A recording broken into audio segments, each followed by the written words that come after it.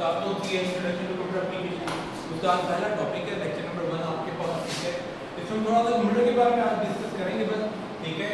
सबसे पहले जान करते हैं कि कंप्यूटर, देखिए कंप्यूटर की एक तो कंप्यूटर की डेफिनेशन है, हम इसको बात करें वर्ड, इसके कंप्यूटर बेसिकली वर्ड है क्या, ठीक है, और ये कहाँ से निकला है। तो जो वर्ड कंप्यूटर है ये बेसिकली ड्राइव हुआ है आपके पास कंप्यूटर से, जिस तरह टीच से टीचर है, राइट से राइडर है, इस तरह कंप्यूटर से हमारे पास क्या है कंप्यूटर, राइट राइडर, ठीक है। राइडर सवारी है तो राइडर सवारी करने वाला है, टीचर अगर पढ़ाना है तो टीचर पढ़ाने वाला है। इसी तरह कंप्यूट अगर कैलकुलेट करना है तो किसी चीज को ऑब्टेन करना है, कैलकुलेशन करना है, मैनिपुलेशन करना है या किसी किस्म की प्रोसेसिंग करना है तो कंप्यूटर क्या होगा, कैलकुलेशन करने वाला, मैनिपुलेशन करने वाला या प्रोसेसिंग करने वाला। तो बेसिकली कोई भी चीज जो आपके पास क्या करती है, अदाद शुमार को परफॉर्म कराती है, कैलकुलेशन को परफॉर्म कराती है, मैनिपुलेशन को परफॉर्म कराती है, उसे हम लोग क्या बोल दिया करते हैं, कंप्यूटर बोल दिया करते हैं। और याद रहे बेसिकली कंप्यूटर लफ्ज़ जो है कैलकुलेटर से ही निकला हुआ है, कैलकुलेट से ही निकला हुआ है। तो बेसिकली दूसरी टर्म में हम लोग इसको कंप्यूटर को कैलकुलेटर भी बोल सकते हैं। इसका बेसिक आइडिया भी हमारे पास कैलकुलेटर से ही है, बस ये ह्यूज कैलकुलेशन को परफॉर्म करने के लिए बनाया गया, ठीक है। बात कर रहे थे बेसिकली इसकी डेफिनेशन की, जो से हमारा बेसिक पर्पस है वो तो एक एक्स्ट्रा इन्फॉर्मेशन थी कि कंप्यूटर की जो डेफिनेशन है। अब कंप्यूटर जो है एक ओपन सब्जेक्ट है, ठीक है, ये न्यूटन से हमारे यूज नहीं करता। इसको बनाने वाले जो हमारे दो मेजर फील्ड है, एक मैथ की और एक हमारे पास कौन सी है, फिजिक्स की है। मैथ कंप्यूटर को और तरह से डिफाइन करता है, फिजिक्स इसे और तरह से, मैथ अपने लिहाज से, फिजिक्स अपने लिहाज से डिफाइन करते हैं। मोस्ट प्रोबेबली जो आप लोग एक डेफिनेशन यूज करते हो वो कौन से वाली किया करते हो, ये फिजिक्स वाली, ठीक है। तो मैथ के लिहाज से अगर बात करें तो मैथ कहता है computer is an binary machine, ठीक है, मशीन भी बोल सकते हैं हम लोग, इसे डिवाइस भी बोल सकते हैं। अब मैथ में जो वर्ड बाइनरी है वो स्टैंड करता है, बेसिकली मैथ में होता है नंबर, नंबर सिस्टम की बड़ी सारी चीजें बेस करते हैं ना, नंबर सिस्टम की प्रॉपर्टी आप लोग हर क्लास में सबसे पहला चैप्टर ही पढ़ा करते हैं, 11वीं में भी, 9वीं में भी, 8वीं में भी, पहला चैप्टर नंबर सिस्टम और इनकी प्रॉपर्टीज वगैरह पढ़ते हैं। तो बेसिकली मैथ बिलोंग करता है नंबर्स के साथ, ठीक है। तो यहाँ पे मैथ के अंदर बाइनरी का वर्ड स्टैंड करेगा पहले दो नंबर, बाइनरी स्टैंड करता है, बाइनरी स्टैंड करेगा दो के लिए, तो बाइनरी से मुराद यहाँ पे क्या है, दो नंबर। अब वो नंबर कौन से हैं, बेसिकली हमारा जो नंबर सेट एग्जिस्ट करता है, ठीक है, नेचुरल नंबर तो 1 से स्टार्ट होता है, होल नंबर का मतलब 0, तो यहाँ पे बेसिकली बात की जाती है होल नंबर के लिहाज से। तो होल नंबर में पहले दो नंबर कौन से हैं, एक 0 और एक 1। तो बेसिकली मैथ कहना ये चाहता है कि it is a binary machine, means that it can only take and understand 1 and 0, you know 0 and 1, ठीक है। और याद रहे बाइनरी डिजिट कौन से होते हैं, ये दोनों डिजिट 0 और 1, इसके अलावा कंप्यूटर कोई भी और डिजिट को अंडरस्टैंड नहीं करता, ठीक है। यही से हमारे पास शॉर्टकट बना हुआ है बाइनरी डिजिट से ही, ठीक है। वर्ड उठा के हम लोगों ने क्या बनाया, बिट। तो दूसरे वर्ड में हम लोग क्या कहते हैं, बिट भी कहते हैं। तो ये बिट को समझने वाली डिवाइस है या एक बाइनरी मशीन है जो 1 और 0 के अलावा किसी को भी नहीं समझते। On the other hand physics भी कुछ इसी तरह की डेफिनेशन इसकी बयान करती है, ठीक है। लेकिन फिजिक्स के जो फील्ड है इलेक्ट्रॉनिक, उसके लिहाज से डिफाइन किया जाता है, कहता है it is an electronic machine या डिवाइस, ठीक है। और हमें पता है हमारे घर में कोई हेयर ड्रायर पड़ा हुआ, बड़ा टेलीविजन पड़ा है, टीवी पड़ी है या सैंडविच मेकर है, कोई भी चीज़ है, पंखा लगा हुआ है, आपके घर में फैन है, कोई इस तरह कोई भी इलेक्ट्रॉनिक चीज़ है, हमें पता है तो बटन दबाते हैं तो ऑन होता है, बटन दबाते हैं तो वो क्या हो जाता है, ऑफ। तो बेसिकली इलेक्ट्रॉनिक डिवाइसेस सिर्फ दो काम करती हैं, हम लोग ऑन होती हैं ऑफ। अगर हम लोग कह रहे हैं इलेक्ट्रॉनिक डिवाइसेस को मतलब यहाँ तो इसमें करंट जाता है या इसमें करंट नहीं जाता है, या तो इसमें करंट होता है या इसमें करंट नहीं होता, ऑन और ऑफ, इसके अलावा किसी भी और चीज को अंडरस्टैंड नहीं करता। यहाँ तक कोई चीज में मसला होता है। थोड़ी डेफिनेशन के बाद हम लोग इसकी कुछ कैरेक्टरिस्टिक के बारे में डिस्कस कर लेते हैं। वैसे तो कंप्यूटर की बहुत ज्यादा कैरेक्टरिस्टिक्स हैं, ठीक है, बहुत सी कैरेक्टरिस्टिक्स हैं, उनमें से चंद एक आपके पास यहाँ पे व्हाइट बोर्ड पे डिस्प्ले है। सबसे पहले हमारे पास गिवन है स्पीड। याद रहे कंप्यूटर जो है एक इलेक्ट्रॉनिक डिवाइस है, ये बिजली से चलने वाली एक डिवाइस है आज के दौर में, ठीक है। पहले ये हमारे पास क्या इलेक्ट्रॉनिक डिवाइस नहीं थी कंप्यूटर, तो अब क्योंकि बिजली से चलने वाली डिवाइस है, इसकी रफ्तार क्या होती है, बिजली के लिहाज से मेजर की जाती है, ठीक है। हर्ट्ज को यहाँ पे आप क्या समझ लें कि 1 सेकंड में एक कितने काम कर सकता है, वो रिप्रेजेंट होगा यहाँ पे हर्ट्ज के जरिए। और मेगा रिप्रेजेंट करता है 1000 किलो, 1024 किलो को, और के को भी हटा दिया जाए तो 1024 फिर फर्दर आपके पास आ जाएगा, ठीक है। तो ये तकरीबन भी अगर आपके पास लेट्स सपोज अगर हम सपोज कर लें कि 1 1.3 गीगाहर्ट्ज का एक प्रोसेसर लगा हुआ है। इट मीन 1.3 मल्टीप्लाई बाय 1024 1024, ठीक है। ये किस में आ जाएगा? गीगा से मेगा में आ जाएगा। मेगा को भी खत्म करना चाहते हैं तो उसकी जगह आ जाएगा 1024 किलो। किलो को भी खत्म करना चाहते हैं तो उसके बाद उसके साथ फर्दर क्या आ जाएगा? 1024 आ जाएगा। इस 1024 को इस 1024 को इस 1024 को 1.3 के साथ मल्टीप्लाई करें तो जो आंसर आएगा तकरीबन उतनी कैलकुलेशन आपका ये प्रोसेसर 1.3 गीगाहर्ट्ज वाला प्रोसेसर 1 सेकंड में क्या कर सकता है? परफॉर्म करता है, ठीक है। इससे इसकी स्पीड का अंदाजा लगाया जा सकता है, ठीक है। सेकेंडली हमारे पास एक्यूरेसी आ जाती है। याद रहे कंप्यूटर इंसान के मुकाबले में ज्यादा एक्यूरेट है। मिसाल के तौर पर मैं आपको भी बोलूं कि आप 394 को जरा ज़रब तो दो 117 के साथ, आपको 394 के 117 के साथ मैनिपुलेशन परफॉर्म कराने में कम से कम 1-2 मिनट लगेंगे और उसमें भी हो सकता है कि डिजिट की मिस्टेक ना कर दें, कोई हासिल ज़रब कोई बोरो आप लोगों ने लिया उसमें कोई मिस्टेक ना आ जाए। लेकिन कंप्यूटर कभी भी इस तरह की कोई भी मिस्टेक नहीं करता। हाँ, अगर उससे कोई इंस्ट्रक्शन गलत ना दे दी जाए, अगर उसे इंस्ट्रक्शन डेवलपर से प्रोग्रामर से सही मिली नहीं है तो वो ये काम जो है बिल्कुल एक्यूरेटली करेगा। ना सिर्फ एक्यूरेटली करेगा बल्कि वो 1 मिनट 2 मिनट नहीं लगाएगा, वो 1 सेकंड का नैनो वाला पार्ट, ठीक है, दिलकर 1 नैनो सेकंड से भी पहले इसकी कैलकुलेशन को क्या कर दे? परफॉर्म कर दे, ठीक है। नेक्स्ट हमारे पास रिलायबिलिटी आ जाती है। याद रहे वक्त गुजरने के साथ साथ कंप्यूटर में बहुत ज़्यादा इंप्रूवमेंट आती जा रही है। साथ जो इसके इलेक्ट्रॉनिक पार्ट से वो जल्दी जल जाते थे, हीट अप हो जाते थे, गर्म हो जाते थे, उनको बार बार रिप्लेस करना पड़ता था, बहुत ज़्यादा खर्चा करना पड़ता था। अब वक्त गुजरने के साथ साथ टेक्नोलॉजी में एडवांसमेंट आने की वजह से, ठीक है, अब हम इनके हार्डवेयर के ऊपर भी रिलाई कर सकते हैं। कंप्यूटर पे तो उसके सॉफ्टवेयर में भी रिलाई कर सकते हैं, अगर सही तरह से इंस्ट्रक्टेड है तो इसके हार्डवेयर के ऊपर भी क्या कर सकते हैं? रिलाई कर सकते हैं, यकीन कर सकते हैं, ठीक है। डाटा कम्युनिकेशन की, ठीक है। डाटा कम्युनिकेशन में क्या होता है कि हमारे पास और एक और चीज याद रखिएगा, डाटा से बड़ा सारा डाटा भी होता है, क्योंकि हम लोगों ने कंप्यूटर में पढ़ा हुआ है कि कंप्यूटर को डाटा भी देते हैं, इंस्ट्रक्शन भी देते हैं। उस इंस्ट्रक्शन के मुताबिक कंप्यूटर जो है वो आपके पास डाटा के ऊपर प्रोसेसिंग करता है और बदले में हमें क्या मिलती है? इंफॉर्मेशन। तो बेसिकली कंप्यूटर में दो चीज़ें होती हैं, जो दी जाती है वो डाटा और जो उससे मिलता है वो इंफॉर्मेशन।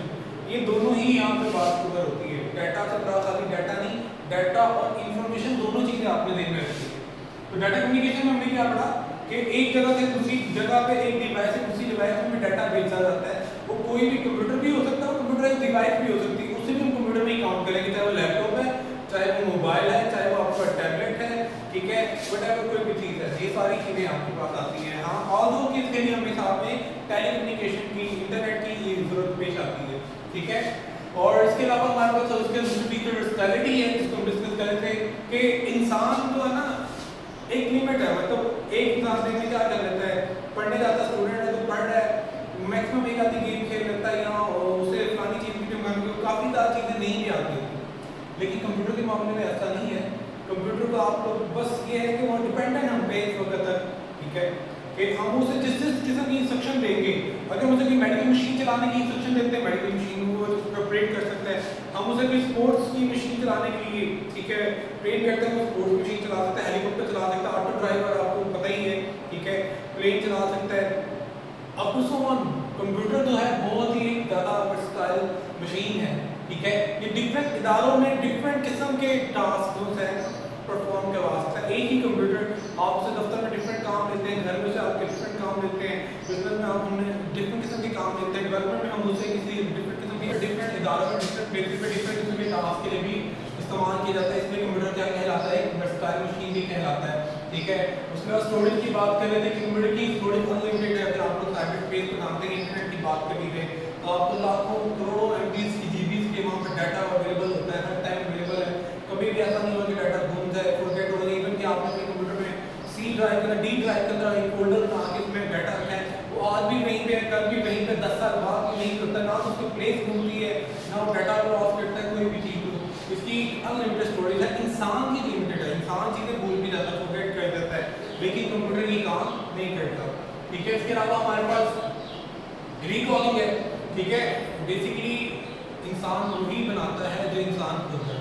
ये सारे फीचर इंसान में भी एग्जिस्ट करते हैं, लेकिन कहीं ना कहीं उसमें कोई ना कोई लिमिटेशन आ जाती है, इन्वायरमेंट की वजह से, डिप्रेशन की वजह से, काम की वजह से। तो हमें इंसान हमेशा क्या करता है? अपनी तरह की बेहतर से बेहतर काम करने की मशीनें बनाता है। तो रिकॉलिंग फीचर भी इंसान में एग्जिस्ट करता है। हमने ये फीचर कंप्यूटर में भी रखा हुआ है।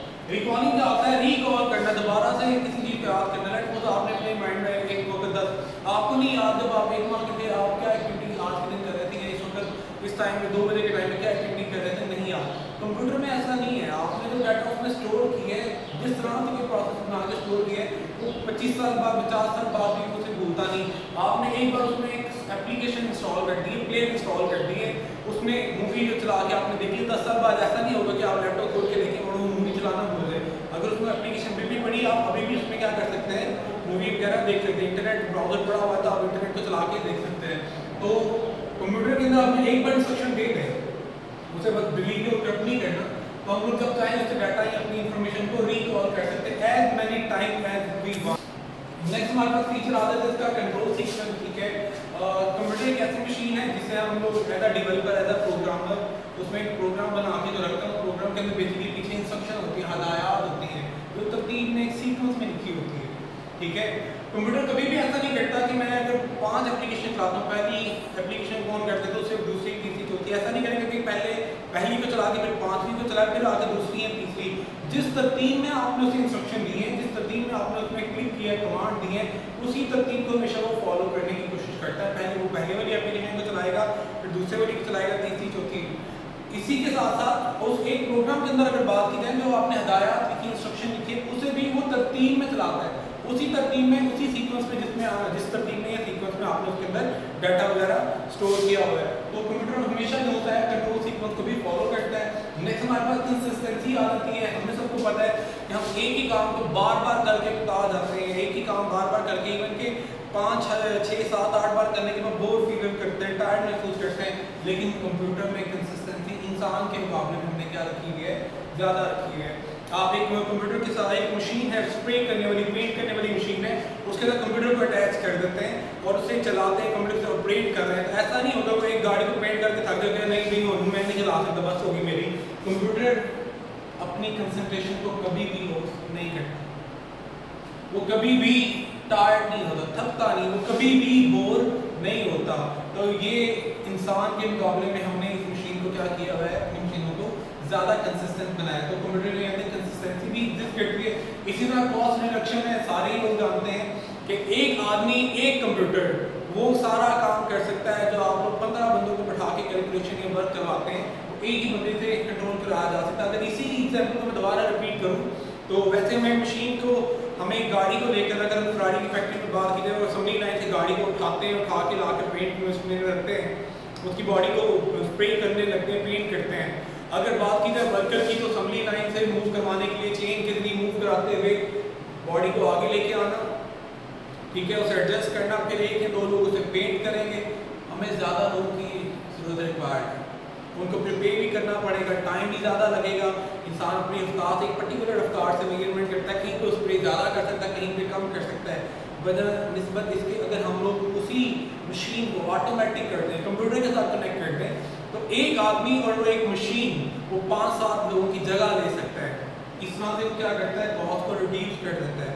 ठीक है, और उनके एम्प्लॉयमेंट का, इंसानियत का या उनके बेरोजगारी का ज़्यादा खर्चात आते हैं, लेकिन बनस्बत इससे जहाँ पर प्रोडक्शन लाइन ज़्यादा बैटर करती है, जहाँ ज़्यादा चीज़ों की प्रोडक्शन होती है, वहाँ पे हम लोग इंसानों की बजाय ना मशीनों को लगाना ज़्यादा पसंद करते हैं। तो बहरहाल एक मशीन, एक कंप्यूटर जो है, ठीक है, और दूसरा एक इंसान, ये 2 चीज़ें जो सी है बहुत से एम्प्लॉय को रिप्लेस कर सकते हैं। आप एक बंदे को कंप्यूटर उठा दें, कैलकुलेशन के लिए डाटा दे दें, एंटर कर दें, फार्मूला वगैरह उसमें पहले ही लगा के रख दें, तो आपने सिर्फ एक क्लिक करना, बटन करना, उससे सारी कैलकुलेशन, सारी अमल, सारी प्रोसेसिंग परफॉर्म करवा देनी है। बनस्बत इसके कि आप बंदों को बिठा के रखेंगे तो आपको बहुत ज़्यादा टाइम रिक्वायर्ड है।